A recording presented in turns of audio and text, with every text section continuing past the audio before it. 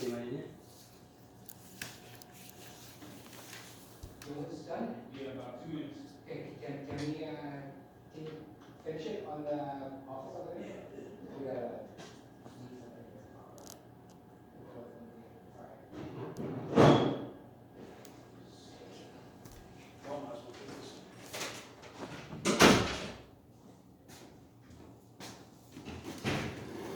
Okay, Shanka, the reason we called you in the conference room is, you remember the day when you went in, you were short on the milk? And you went in, you went by your own actually and purchased that shortage milk. Yeah, we had this conversation. Yeah, but without consulting with any of the Meals on Wheels management, either Tony, me, or Mike. Yeah, we had this conversation, over a week ago, you and I, privately, yes. So that violated the whole Meals on Wheels internal policy that you need to consult with your direct supervisor or manager or any member of management team member. Okay, And that's why we are issuing you this verbal counseling.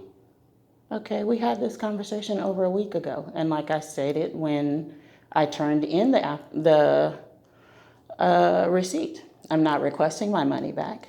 I didn't ask for my money back. It was just proof because in my dealings with you and other people here in management, when a driver speaks about something that is going on, it goes in one ear and out the other.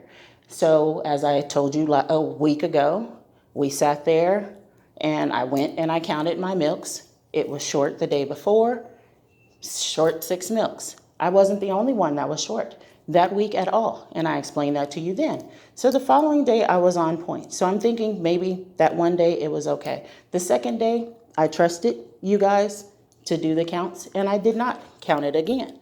So I ended up being short.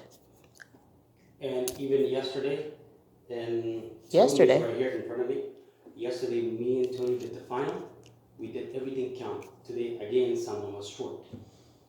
It's about you counting, or anyone, regardless. I wasn't It's short about today. the So. driver counting their meals and the milk themselves before they leave the dock. Even on the meeting, on the paper that you guys signed before you guys were hired, you have to count your meals, you have to count your milk before you guys leave the dock.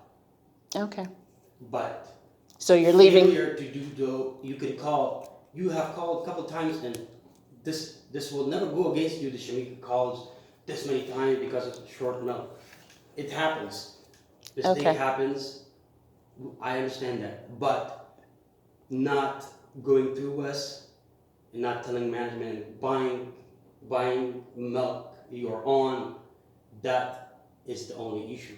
You should not have done that. You And should have as actually called us that, hey, I'm short a couple of milks. I'm planning to purchase. And I'll say, no, please do not purchase. Either come back here or either we call a driver to drive it to you. If we're not able to drive it to you because we're busy, you come back and get it. I know it's gonna take your time, 15 minutes back and forth, 30 minutes, but we're dealing with the shortage, so we have to do something. Do you understand my question? And as I explained to you over a week ago, the big picture at the end of the day is the job got done. Yes, you did. So I'm still not understanding the pettiness of this whole conversation. My only objective was to show you that there has to be an accountability on the first count as well as mine, and that it happened. Like I said, that whole week, everybody was short. Unfortunately, I am the one who verbalizes that things are short, and I will go and get the job done because it has to be done. Regardless of me coming way across town and going all the way back, it still got done at the end of the day. I did not request for money back. I did not ask for anything back to sign for a check or anything of that nature. What I'm having a hard time understanding is, why is it when people here for this organization go above and beyond and do what's necessary to get the job done without asking for anything in return, they always end up getting squashed or reprimanded for doing a good job? Because if this was my business and any employee of mine went out of their way to make sure the job got completed, they wouldn't be reprimanded, they would actually be rewarded. So I'm trying to understand the concept of me violating doing my job. Because at that time of the day, like now, I'm the last driver always to come in this dock. So James isn't going to be available to come and bring it to me.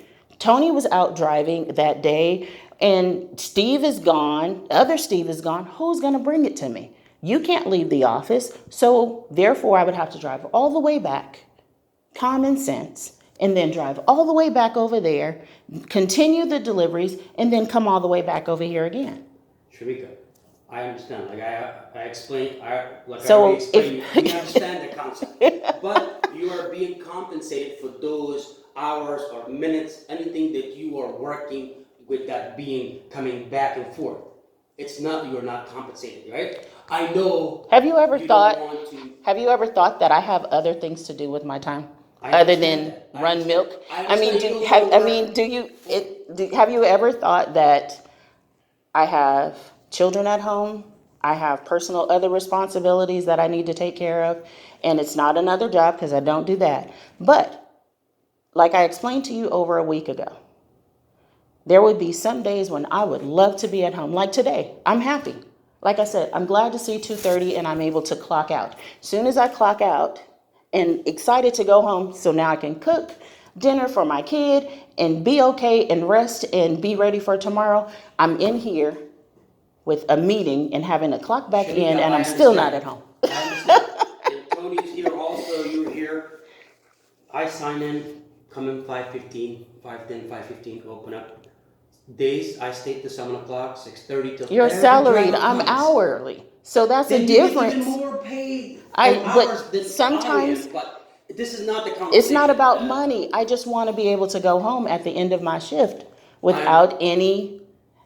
We understand, we also want the employees to come here, work their 8 hours and go, but eventually sometimes routes are even either more or you get more stops because the driver call off or whatever the case may be. I understand that, but the whole point in here is you fail to communicate to the chain.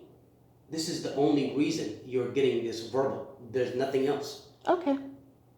You can read it right now. You said it's a verbal, so I'm listening. It's Verbal means hearing. Yes. So I'm hearing what you're saying to me. And And it have to be in a written that knows that we verbally explain you and verbally put it on that paperwork. okay.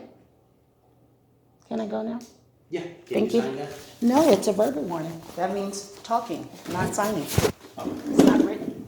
Thank you, Shamika. Thank you. I'll see you tomorrow. Mm-hmm. Oh, Lord Jesus.